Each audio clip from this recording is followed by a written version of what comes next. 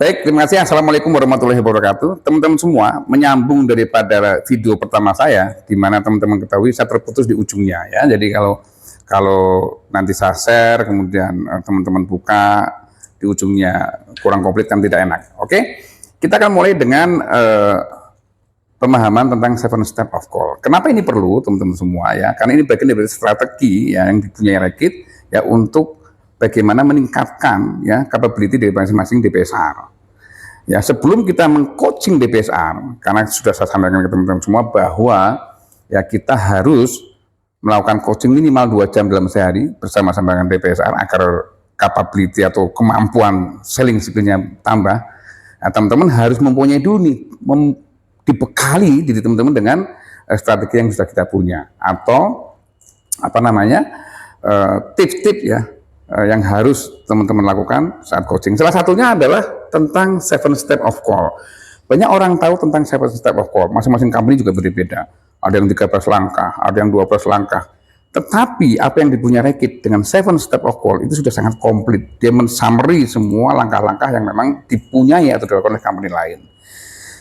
Ada 2 bagian dalam 7 step of call. Yang namanya juga 7 step of call. Ada 7 langkah yang harus dilakukan. Nah, 2 bagian ini, langkah ini kita lakukan di dalam office, kantor ya, kalian briefing saat pagi hari atau kalian briefing saat sore hari. Itu yang pertama. Yang bagian kedua itu murni dilakukan di field. Nah, kedua bagian ini harus saling melengkapi, teman-teman, harus saling menunjang ya. Saya mulai dari step pertama ya. Step pertama dilakukan di mana? Di kantor. Ingat-ingat, step pertama harus dilakukan di kantor. Ya. Apa step pertama? Satu ya adalah planning. Di dalam step pertama itu satunya adalah planning. Jadi teman-teman harus mempunyai planning yang jelas ya, karena kalau kita planningnya sudah bagus, jelas ya, itu pasti akan dalam eksekusinya akan lebih bagus daripada kita tidak mempunyai planning, tidak mempunyai rencana ya. Apa yang diplanningkan? Banyak sekali yang diplanningkan, tetapi bisa disimpulkan atau disimpulkan dalam sesuatu yang mungkin nggak perlu waktu lama untuk menjalankan salesman ya. Pertama adalah masing-masing salesman harus punya target.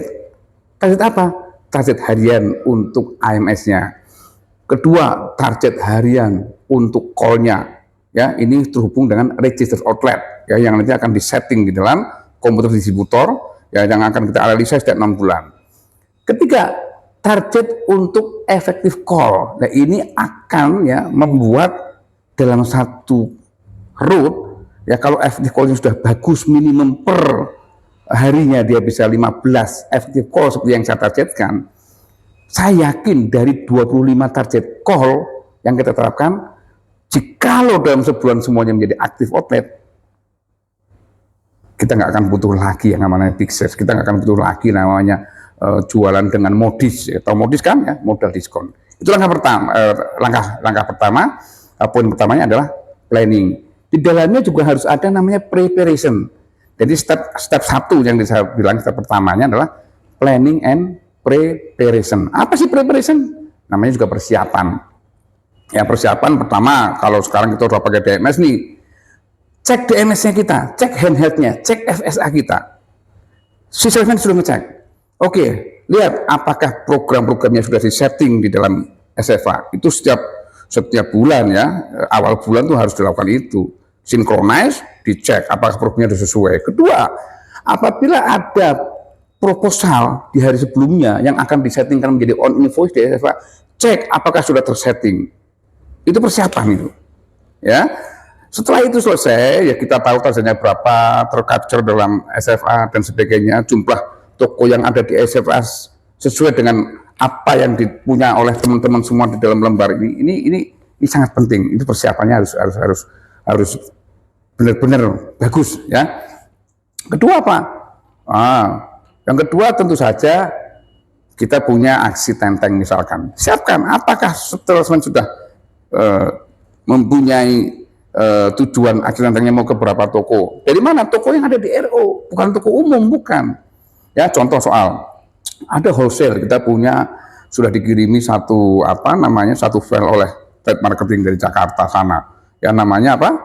Billing efisiensi. Wah, ada wholesale nggak pernah beli body wash. Aksi tentengnya body wash mungkin. untuk bagaimana wholesaler itu melihat barangnya dan melakukan pengorderan seketika itu dengan cash selling misalkan. Itu juga perlu dipersiapkan. Ya, banyak hal yang dipersiapkan, nanti akan saya sampaikan terpisah ya agar cepat untuk persiapan strategi ini. Jadi itu langkah pertama, ya, planning and preparation. Langkah kedua, apa itu langkah kedua? Ini sering diremehkan, ya. Kadang-kadang orang juga SKSD ya, sok kenal sok dekat. Nah, jadi datang-datang langsung, kok, gitu kok. Nah, itu seolah apa ya? Buat saya pribadi kurang nyaman apabila saya kenal dengan seseorang. Seseorang manggil saya itu cuman, kamu gimana kabarmu? Nah, itu nggak nyaman. Tapi kalau orangnya manggil nama kita semakin nyaman. Seperti itu pula di toko. Jadi langkah kedua ini lebih banyak kepada pertama adalah perkenalan. Siapapun kita udah kenal lama, datanglah sopan, ya, karena orang sopan pasti akan diterima juga dengan sopan. Kemungkinan besar, walaupun kadang-kadang ada juga yang kita sopan tapi penjualnya nggak sopan, ada, ya nggak apa-apa, ya itulah hidup. Ya, jadi langkah kedua adalah perkenalan, salam, selamat siang, Ko Andre, selamat siang, Pak Haji Salim, ya, kemudian tanyakan kabarnya. Nah, di dalam langkah kedua ini, setelah kamu perkenalan, salam, di dalamnya kamu langsung meminta izin. Nah, ini disebut dengan cek stok, meminta izin untuk mengecek stoknya toko. Kenapa? Disitulah kesempatan kita untuk dengan baik-baik bicara sama toko. Bapak, Ibu, mohon maaf ya, ini saat cek stoknya ya, siapa tahu nanti ada yang ketutup barang lain, ada yang tercecer, nanti saya bisa rapikan, saya bisa hitung sekalian ya Bu ya. Nah, dengan sopan santun pasti akan diberikan, tetapi memang ada beberapa hambatan, ada beberapa penolakan. Ya, objection dari toko itu ada pasti. Wah, ngapain stok gua? Nggak usah, ada juga yang begitu. Nah, sampaikan. Handlingnya bagaimana? Handlingnya tentu saja bilang sama toko, nggak apa-apa Pak kalau nggak boleh stok, tapi kalau Bapak memperkenalkan saya untuk stok, nanti akan, misalkan ada yang barang rusak, ada apa, nanti kita bisa Pak coba fasilitasi, misalkan untuk kita tukar guling dan sebagainya. Itu beberapa cara untuk menghandling objeknya si toko ya. Jadi langkah kedua, ingat harus ada salam, ya, perkenalan dan cek stok, langkah kedua. Nah, setelah langkah kedua, baru masuk langkah ketiga tentu saja. Apa langkah ketiga? Bahasa kerennya itu review objektif, keren ya, bahasa Inggris. Kalau saya kan karena orang Jawa ya, bahasa saya adalah mereview kembali, melihat kembali apa sih tujuan ke toko itu setelah tahu stoknya. Bagaimana caranya? Kembali ke ingat-ingat planning di kantor. Karena waktu mau ke planning kita udah tahu, oh kita akan datang ke 5 toko wholesale, sisanya adalah retail medium, sisanya adalah retail small dan sebagainya. Saat kita masuk ke toko kita tahu, oh kemarin toko si ini ambil cuma 24 pieces nih retail small misalkan. Tetapi setelah kamu visit tinggal 3 pieces doang, nilainya nggak ada nih. Ya kita nggak tahu juga, nggak adanya apakah dimakan tikus apa nggak tahu. Yang penting tinggal 3. Nah disitulah review objektif muncul. Wah ini sih tuan toko ini kayaknya bisa saya angkat nih. Ya, untuk dia tulis saya naikin dari 24 menjadi 36 misalkan, menjadi setengah karton misalkan, dengan beberapa benefit ya daripada slide yang kita punya misalkan. Nah itu namanya review objektif, menentukan tujuan kita ke toko itu ya setelah kita melakukan cek stok itu. Nah baru pada langkah berikutnya, langkah keempat itu paling terkenal ya, semua orang tuh biasanya ingatnya langkah itu, yaitu langkah review objektif. Apa langkah review objektif? Langkah keempat, ini ada bunyi telepon jadi saya agak terganggu sedikit ya teman-teman. Langkah keempat adalah persuasive selling. Ya, saya revisi ya, persuasive selling. Apa sih persuasive selling? Persuasive selling adalah pendekatan penjualan dengan cara-cara rekit. Ya, jadi kalau teman-teman punya handhead, ya mulailah handheadnya itu, ya setelah semua closing, semua dicek, disampaikan satu persatu.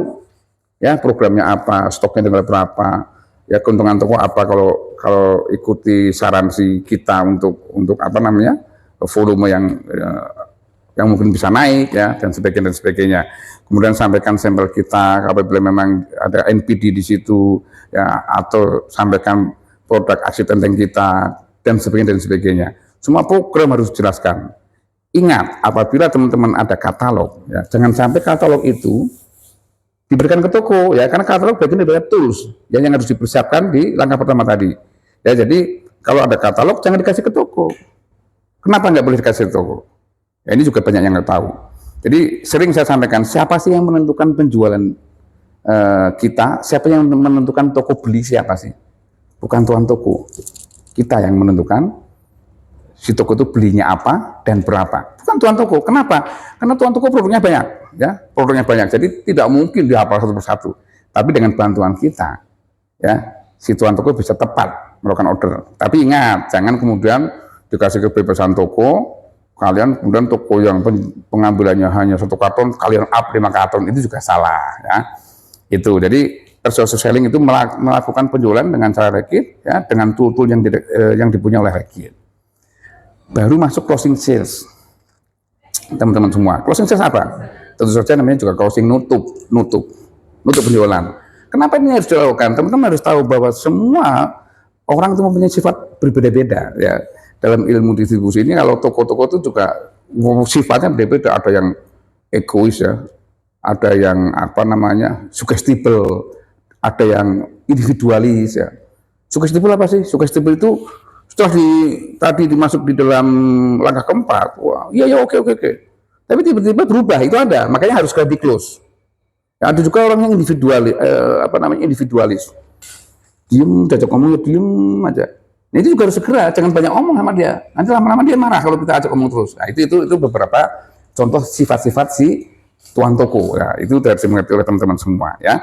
Jadi di closing itu langsung dibacakan kembali programnya apa, harganya berapa, programnya apa, semua net berapa, invoice yang akan terbit nilainya berapa. Kemudian mintakan tanda tangan, ya, setelah dibacakan kembali mintakan tanda tangan. Nah, untuk beberapa teman-teman di BCP tentu saja berbeda, ya, karena BCP itu tidak ada KPI collection di salesman. Kenapa? Karena mereka punya kolektor, ya. Jadi untuk di BCP mungkin bisa langsung melangkah ke 6, tapi untuk yang lain itu mungkin sebelum masuk ke langkah ke 6 itu harus menyerahkan collectionnya. Itu perlu diperhatikan. Jadi collection tidak diberikan di awal, ya, datang Bu tagihan, wah marah toko, Pak tagihan, nah, marah toko. Diberikan di akhir atau di langkah ke-5 tadi sebelum masuk ke langkah ke-6, ya. Sebelum saya lupa, saya sampaikan juga pada langkah ke-4, ya, mau ke-5, teman-teman yang pakai SFA, ya, terutama SFA-nya di Purwita, itu pasti akan menjumpai apa yang disebut dengan kredit limit dan TOP. Ini saya amati dan saya ikut dalam waktu kita join call dengan salesman Purwita. Ada satu toko punya limit, let's say 500.000, ya, katakanlah 500.000. Setelah dilakukan cek stok dan sebagainya, masuk ke langkah ke-4, kemudian semua diorderin sesuai dengan kebutuhan toko, itu hasil akhir pada invoice yang akan jadi 550. Apa yang harus dilakukan? Yang harus dilakukan seharusnya di saat itu salesman Purwita melakukan screenshot, kemudian mengirimkan kepada grup supervisor dan manajernya Purwita untuk kemudian sore hari waktu pulang sudah diajukan pengajuan kredit limit baru untuk si toko tersebut, kenaikan kredit limitnya. Tetapi pada kenyataannya, namanya juga salesman, ya, kita pernah jadi salesman itu maunya cepat, ya. Apa yang dilakukan? Yang dilakukan adalah mengurangi SKU-nya, itu yang salah. Itu saat coaching, teman-teman perhatikan hal ini, ya, itu yang pertama. Yang kedua tentang TOP, term of payment, ya.